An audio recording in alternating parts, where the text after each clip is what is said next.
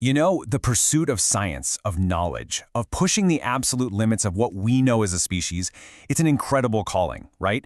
It pulls in some of the most brilliant and dedicated people on the planet. But what's it really like to build a career, to build a life in that world? Well, today, we're going to pull back the curtain on the harsh reality behind that dream. So, before we dive deep, I just want you to take a second and really ask yourself this. Is this your dream? Is this the path you see for yourself? Keep your answer in mind, because we're about to explore what that dream really costs.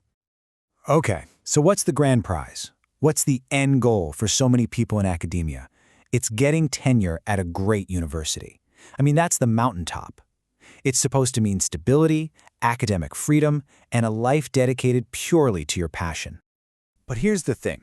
This quote from the legendary Benoît Mandelbrot, the father of fractal geometry, it starts out exactly as you'd expect, but then comes the gut punch.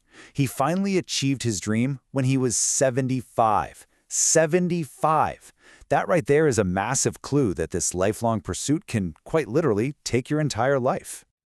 All right, so let's say the timeline doesn't scare you. You're in it for the long haul.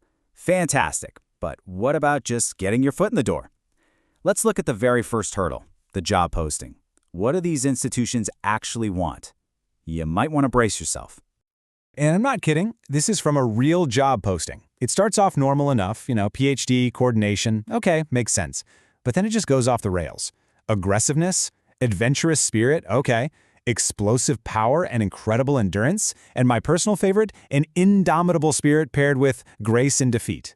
So they're not just looking for a scientist, they're looking for a superhero who also happens to be a really good loser. It's wild.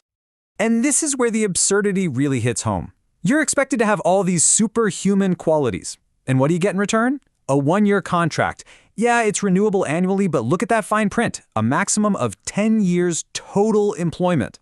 So even if you are a literal superhero, you're basically a temp worker with an expiration date. The disconnect is just staggering. But what about the people who make it? The ones who get through that ridiculous application process and land a spot? Well, the race doesn't stop. In fact, that's when it really truly begins. This quote comes directly from a researcher, and it's just heartbreaking. These are the people who have succeeded by every metric.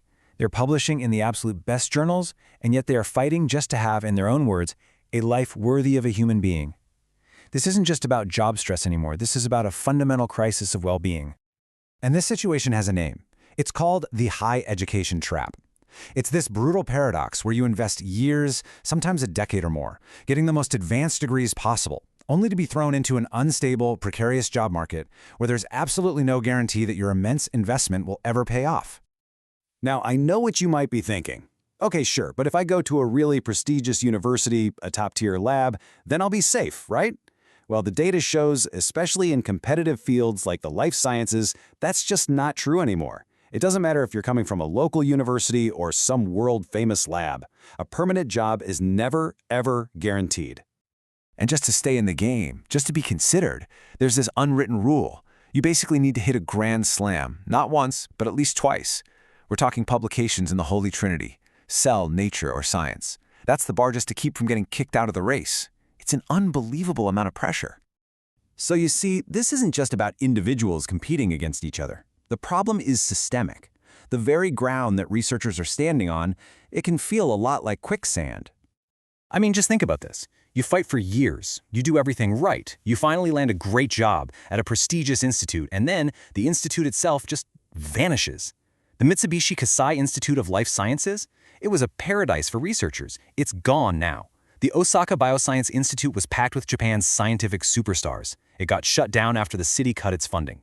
The stability you've been fighting for your entire life can disappear overnight. And here's Mandelbrot again with what might be the most perfect metaphor for this entire career path. He says it's not a stable platform, it's a bicycle.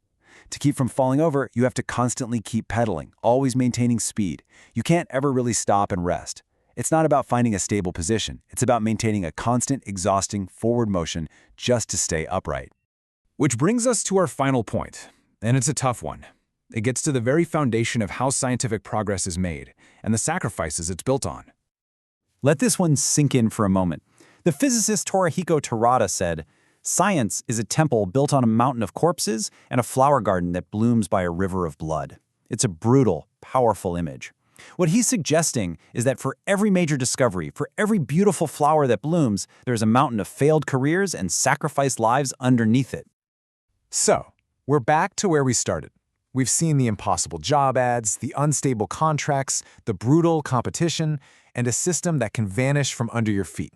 Knowing all of that, do you still want to jump into this world? That, really, is a question that only you can answer.